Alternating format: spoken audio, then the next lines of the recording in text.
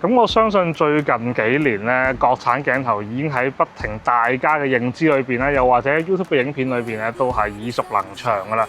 咁其實咧已經去到一個地步，就係話咧已經可以同一啲原廠鏡頭啦，甚至乎一啲高階鏡頭咧去困啦。啲電影鏡頭甚至乎係廣告界啦、電影界啦，即係佢哋都會有使用國產嘅鏡頭嘅。咁嚟到我哋一般日常生活啦，咁喂唔係個個用啲咁高階、咁貴嘅鏡頭啊嘛，有冇解決方法啦？咁我相信今日咧就係 TT Edison 俾大家嘅一個答案啦。咁同大家講一講個 spec 先啦。咁呢支當然係一支50mm 嘅鏡頭啦，光圈1.8光圈，最細光圈就係16光圈嘅。咁佢係像長咧就係 full frame 啦，咁就係唔喺 EPS 咁細支雖然啲。咁啊 field size 就係52mm 嘅，最近對焦距離0.48米。咁啊，佢光圈葉咧就係7片嘅，咁啊鏡組咧就係8組12片，咁掹咧有 E 掹啦、Z 掹、L 掹，咁重量大約係156gram 啦至167 gram 左右嘅，咁啊視乎翻你係咩掹咧。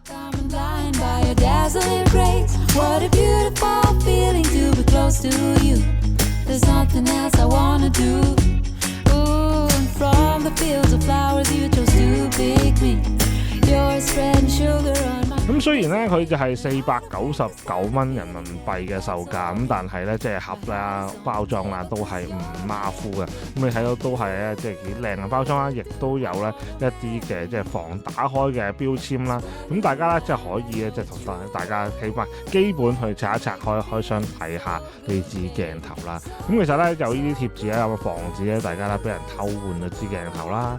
咁啊基本上就係個質感都唔錯嘅個盒其實。咁啊打開之後咧會見到有說明書啦，一啲嘅保修卡啦，咁大家有需要咧就可以睇下啦。咁但係其實基本上除咗 spec 之外咧就冇乜話好需要好注意嘅。咁除咗就係咧佢有一陣間會俾大家睇下呢一個咧就更新嘅 USB-C 嘅座嚟嘅。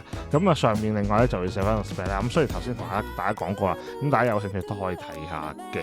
咁後面咧就有一啲咧 MTF 圖啦，同埋咧注意事項啦。咁 MTF 圖咧，咁大家如果有需要咧都可以睇下。但係我相信即係應該咧對於499嘅嘅鏡頭咧，大家應該冇咁執着嘅。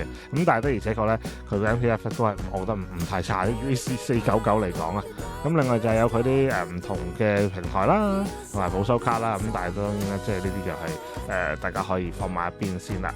咁其實 TT Edison 嘅鏡咧一向啲質感啦，或者佢設計啦，我自己覺得都 OK 幾好嘅。咁尤其是咧，佢喺有啲細節上面咧都唔係太馬虎啦，即係唔可以話唔係太馬虎嘅。即係有啲鏡就真係馬虎咗少少嘅。咁但係咧佢都質感都幾好嘅。例如佢個鏡頭蓋咧，佢嘅字體啦，例如佢嗰個即係鏡頭嘅設計咧都幾靚嘅。咁打開之後咧，大家見到個 coating 咧都好鬼靚啦，即係中意鏡頭嘅人都中意啦。咁啊，另外一個細嘅遮光罩啦，咁樣再裝俾大家睇下。頭先反裝嘅，咁呢個環咧就唔係對焦環嚟嘅，即係唔係可以 MF 嘅，咁冇嘅，係啦。咁後蓋頭先提過啦，就係 USB 更新嘅蓋，咁啊需要咧大家去更新嗰個嘅 firmware 嘅時候咧，就需要用到呢個蓋嘅。咁但係咧就大家要留意咧，即係佢冇一個普通蓋跟俾你嘅，咁啊完完全全咧係一個 USB-C 嘅更新底蓋嚟嘅，咁所以呢個大家可以留意翻啦。咁另外見到咧後面咧係一個咧金屬嘅尾嚟嘅，即係個掹係金屬嘅。咁亦都係咧，即係499雖然係咁，但係咧個掹都係金屬俾你，都係幾有意思嘅。咁另外就係咧，即係佢前面啦嗰個 field size 就52mm啦。咁我相信咧大多數人咧，即係如果用細鏡頭咧，好多時都會用呢個 field size 啦。咁另外呢個咧就係裝咗遮光罩之後咧，少少地一個細遮光罩嘅效果啦。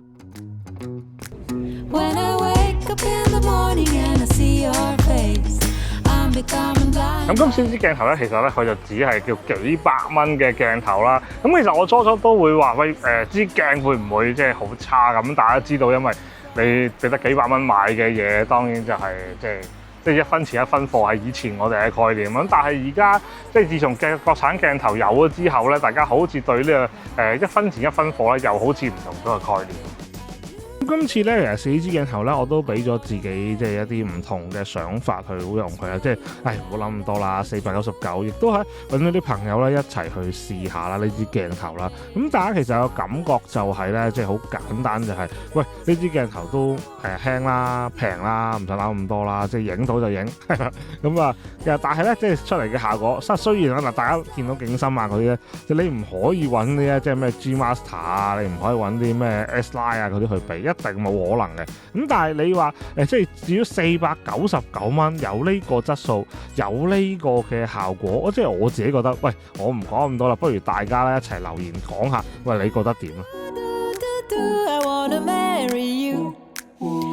咁以前的而且確咧，一啲普通即係好平嘅鏡頭，可能佢個對焦啦，又或者佢 quality 啦，又或者佢掹口啦，可能有啲妥協啦。咁其實當然啦，呢支鏡頭即係叫得 Leo 啦，係一支比入門更入門嘅鏡頭嘅時候咧，咁啊，但係就係咯，佢都有啲犧牲嘅。咁當然最大犧牲，當然佢嘅對焦環啦。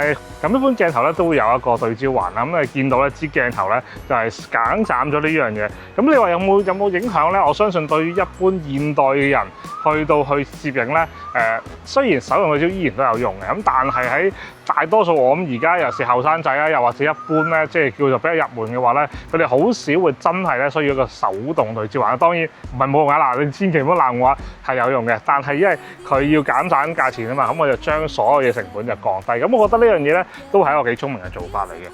咁老實講啦，即係國內廠商啦，即係已經捲到咁樣嘅話咧，即係連呢個價錢即係低於人民幣500蚊嘅鏡頭都可以做到咁嘅效果嘅話咧，我相信大家日後咧會見到只會越嚟越捲啦。即係起碼唔同唔同廠有唔同競爭啦，亦都係你見到佢出嚟嘅質感啦。雖然大家都我都同我講噶啦，即係你要揾啲好貴成皮嘅鏡頭同佢比，咁我就係冇得比啦。咁但係你話即係如果係呢個效果呢個價錢嘅話，即係我相信都冇乜投訴噶啦。咁唔知大家點睇啦？即係都覺得，即係我覺得成日都話，即係唔係我淨係我吹噓嘅，即係我覺得一定要大家去留言一齊傾下大家嘅感覺。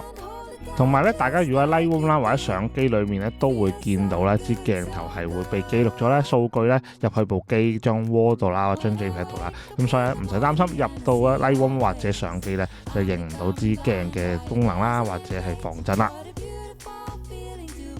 咁呢樣嘢就係咧，佢其實減省咗之後咧，其實除咗輕咗啦、細咗啦，咁其實咧quality 我覺得都 OK 嘅。咁大家都可以睇啲樣張啦、睇啲片啦，咁可以見到佢帶出嚟影出嚟。咁佢無論係 4K 啦，無論係出嚟嘅 quality 啦，我覺得都係 OK 嘅。即係你話即係百元內嘅鏡頭，真係你唔可以投訴佢啲咩。即係佢呢個我自己覺得啊，即係一個即係非常之係抵用嘅一支鏡頭。咁你話會唔會同啲幾千蚊啊，或者過萬蚊嘅鏡頭比？咁當然唔會啦，因為你都唔係咁做，係咪先？咁但係如果當係一支叫做啱啱開始玩相機或者一啲定焦，或者你想好輕便咁樣可以帶到出街嘅一支鏡頭仔咧，我相信呢個都係一個選擇嚟嘅。